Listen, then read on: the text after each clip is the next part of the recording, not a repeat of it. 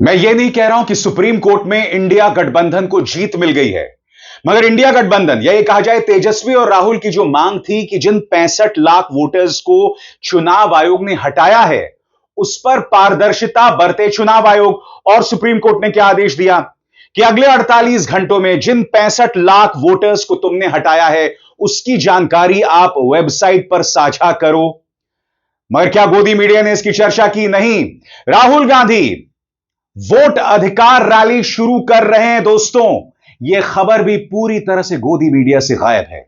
उल्टा आज मैं प्रमाणित करने वाला हूं कि बाकायदा प्रधानमंत्री कार्यालय के हिरेन जोशी की तरफ से जारी किए गए टूल किट के अंतर्गत गोदी मीडिया जानबूझकर बंटवारे की चर्चा कर रहा था और उसका ठीकरा कांग्रेस पर फोड़ रहा था, नेहरू पर फोड़ रहा था, महात्मा गांधी पर फोड़ रहा था। सही सुना आपने दोस्तों।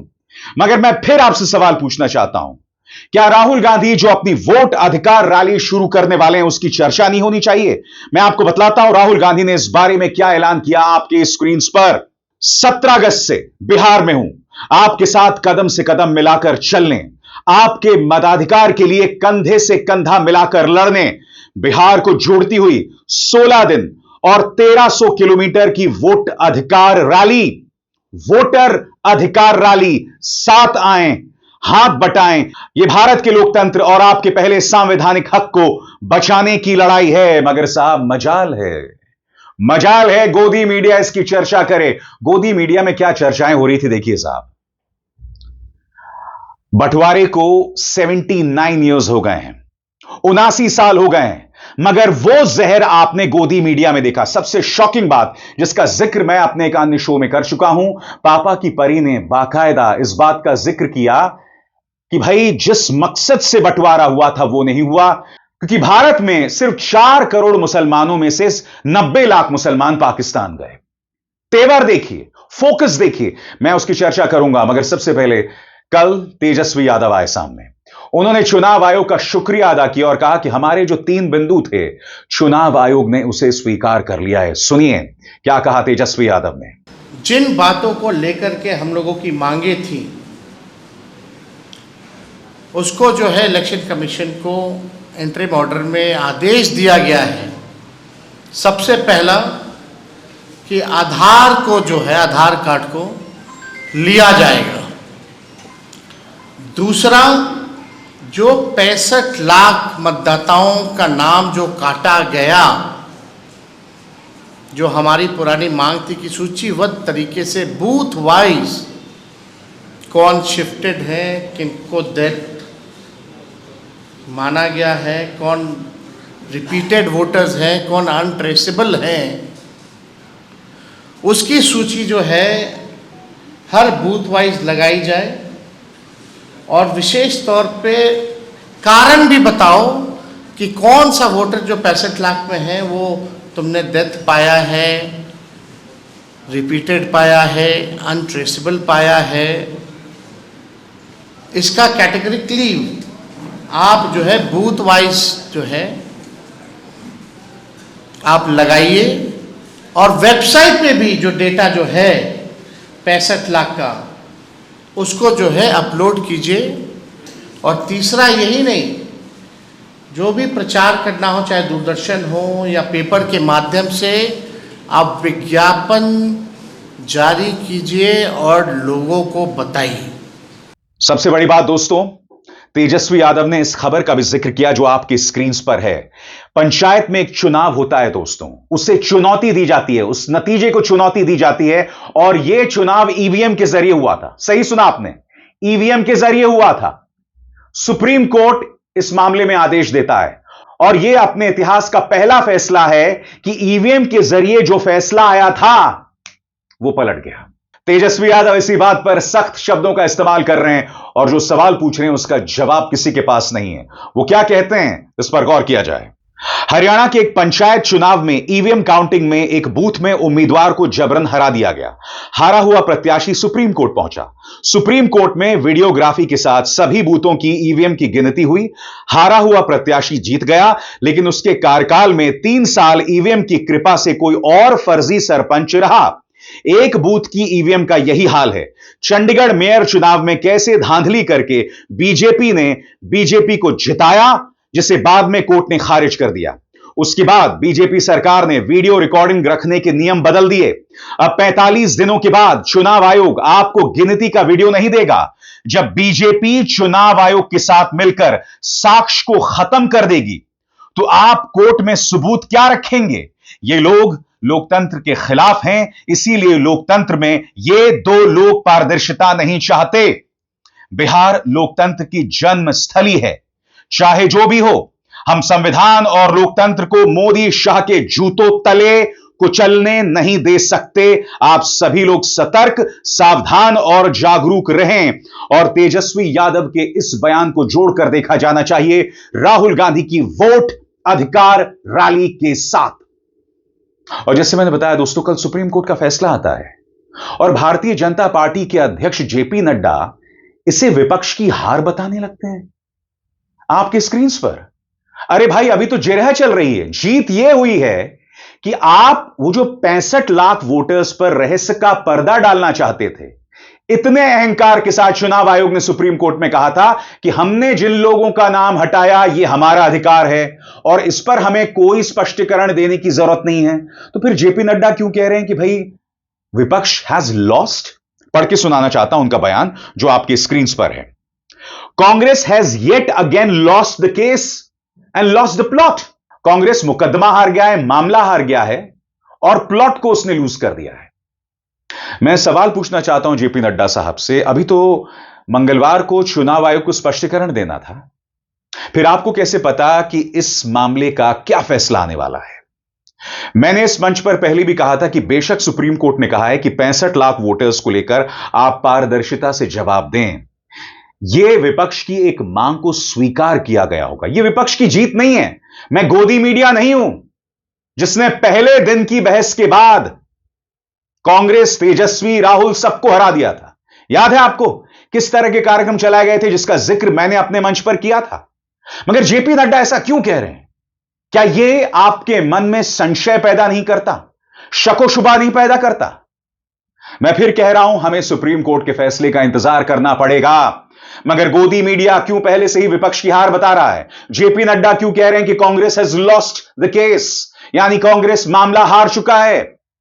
और जैसे मैंने बताया, इतना बड़ा फैसला मगर सिवाय संदीप चौधरी के किसी पत्रकार ने इस पर डिबेट नहीं किया। तमाम जगहों पर किस तरह के जहरीले डिबेट्स चल रहे थे आपकी स्क्रीन पर, वही हिंदू मुस्लिम और सबसे बड़ी बात बंटवारे को याद किया जा रहा था। हालांकि बंटवारे को लेकर भी कई अहम सवालों पर इन्होंने चर्चा नहीं की और वो अहम सवाल आज मैं उठाऊंगा। सबसे पहले मैं आपको बताना चाहता हूं कि तमाम मीडिया न्यूज चैनल्स क्या क्या कर रहे हैं। पापा की थोड़ी सी बड़ी परी क्या कह रही है?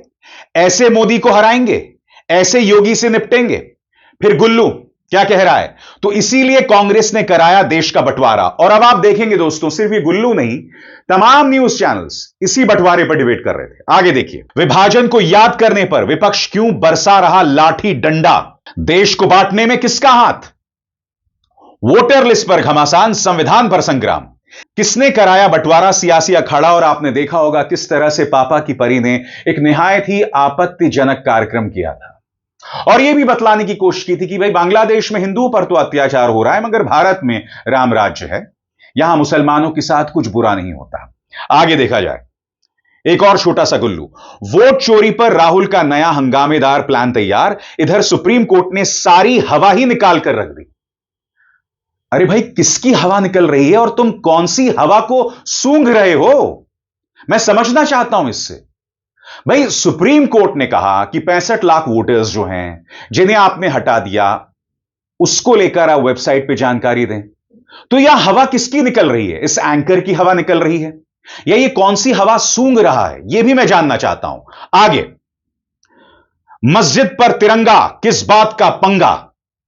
भारत विभाजन का मकसद पूरा क्यों नहीं हुआ? अब सपा को भी योगी पसंद है, अखिलेश ने कर दी बड़ी गलती। और साथ ही चैनल ने इस बात का भी ऐलान कर दिया कि 2027 में भारतीय जनता पार्टी की जीत पक्की है।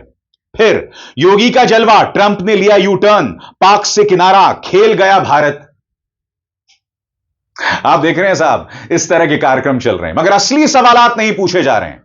असली सवाल क्या है कि जब राहुल गांधी ने बैंगलोर सेंट्रल लोकसभा सीट के एक विधानसभा सीट पर एटम बॉम्ब फोड़ा था, खुलासा किया था, स्पष्टीकरण दिया था, तो चुनाव आयोग ने अपनी तरफ से राहुल गांधी को कहा कि आप जो है वो शपथ पत्र पर दस्तखत करें। पूरा चुनाव आयोग, पूरा गोदी मीडिया उनके खिलाफ प्रोपेगेंडा चला रहा था।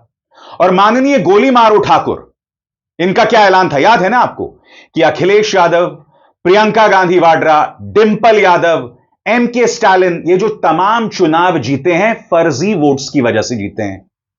राहुल गांधी को 6 महीने लग गए दोस्तों एक विधानसभा सीट पर आंकड़े जुटाने के लिए, मगर अनुराग ठाकुर ने यह ऐलान कर दिया कि साहब इन सीटों पर जहां ये लोग जीते हैं फर्जीवाड़ा है।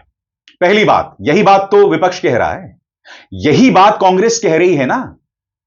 और अनुराग ठाकुर जिसका दिमाग नफरत से भरा हुआ है, जिसके दिमाग ने एक अरसे से काम करना बंद कर दिया है, अरे समझदार आदमी, ये लोग जीते हैं फर्जी वोट्स के होते हुए भी। और वोट्स जोड़ना, वोट्स घटाना, मुझे आपको बतलाने की कतई जरूरत नहीं है कि हाथ में किसके ताकत है, सत्ता किसके हाथ में है। यही सवाल कांग्रेस उठा रही है। सुना जाए। जब भी जी चाहे नई दुनिया बसा लेते हैं लोग, एक चेहरे पे कई चेहरे लगा लेते हैं लोग।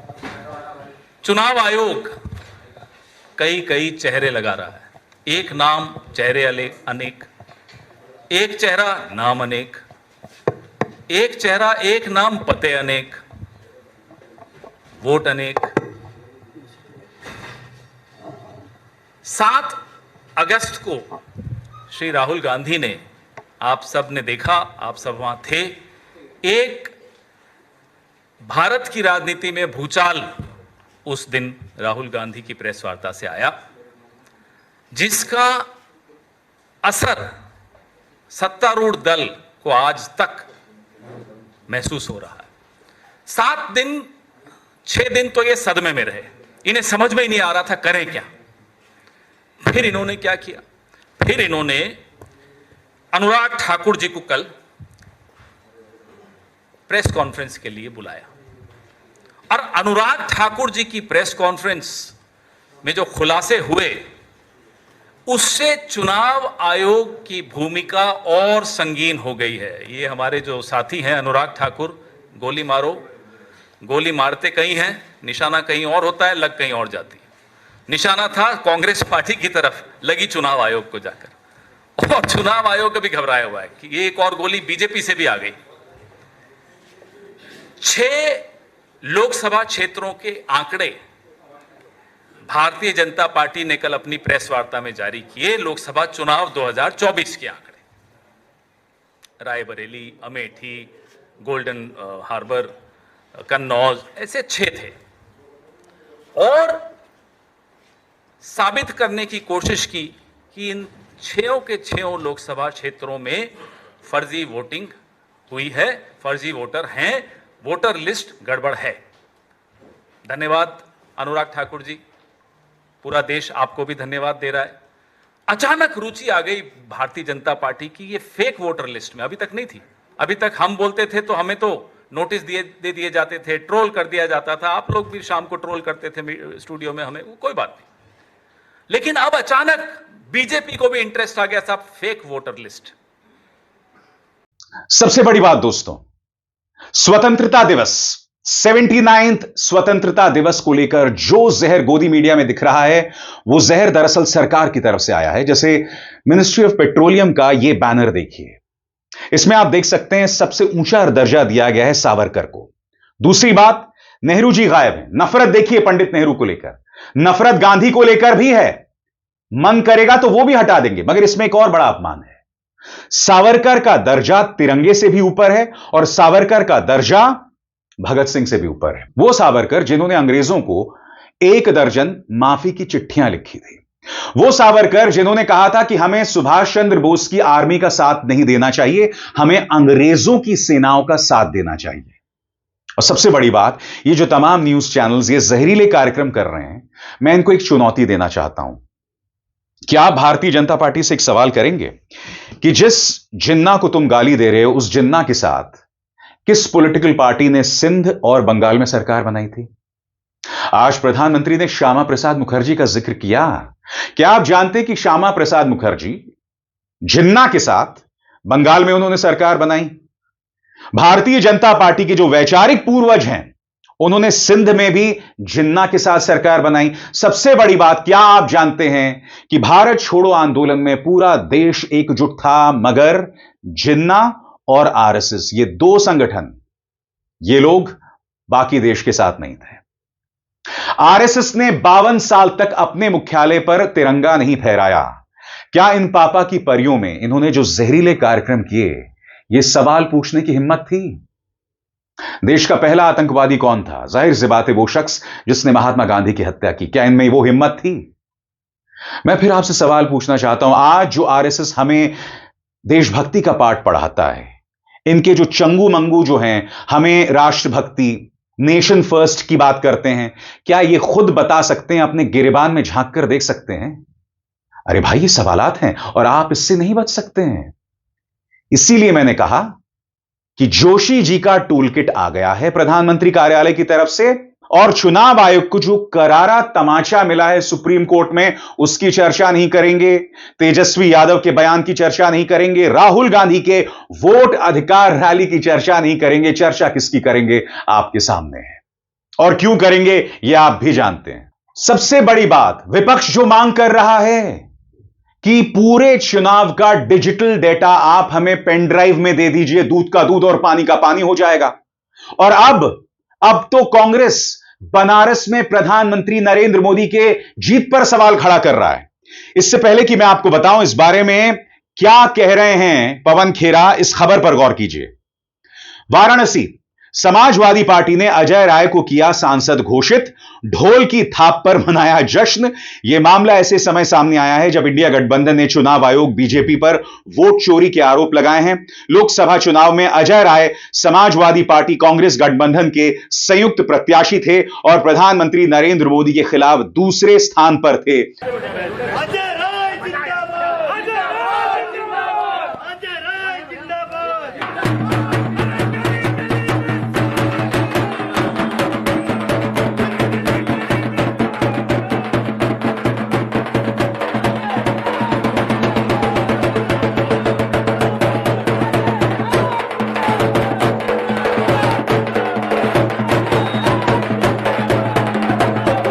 और आप जानते हैं, पहले कुछ राउंड अजय राय आगे थे और फिर अचानक खेला पलटता और प्रधानमंत्री कम वोटों से, महज 1 लाख वोटों से जीत जाते हैं।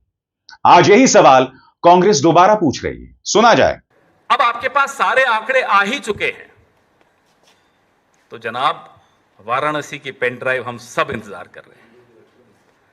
प्रियंका गांधी वाड्रा जी के लोकसभा क्षेत्र के लिए अनुराग ठाकुर जी हंसते हुए, उछलते हुए बोलते हैं, देखिए 93,000 फर्जी वोट। भाई थोड़ा सोच लेते बोलने से पहले, जीती कितने वोटों से है? 4,10,000 वोटों से जीती हैं।